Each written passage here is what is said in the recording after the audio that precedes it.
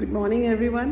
So, Desi Mom is back again to compare between the high-rise building or apartments of USA and back home, especially where I live in Udaipur.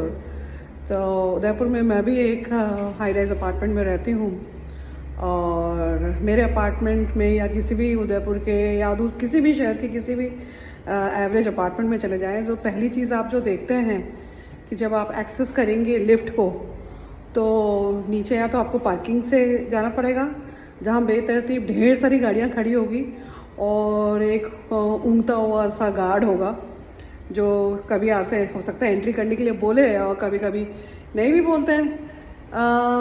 चले जाइए, राम भरोसे चल रहा है काम।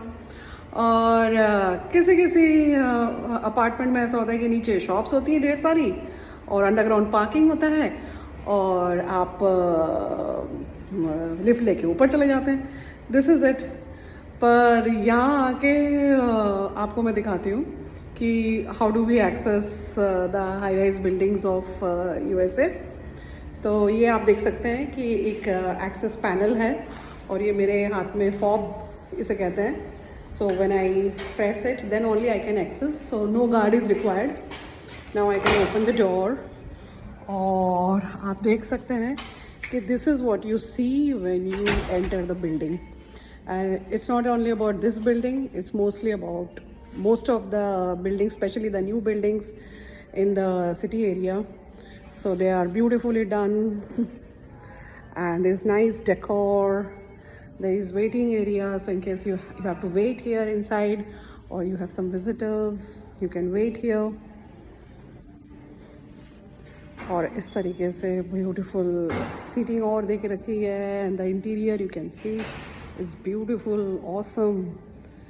और फिर आप धीरे धीरे पहुंचते हैं लिफ्ट एक्सेस की ओर।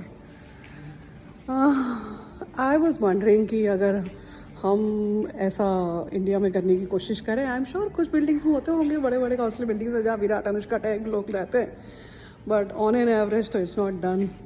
तो शायद हम हमारे गेस्ट को घर तक ही ना ले जाए, क्योंकि घर तो डेफिनेटली हम इतना व्यवस्थित नहीं रख सकते, नहीं रख पाते हैं, thanks to the family members.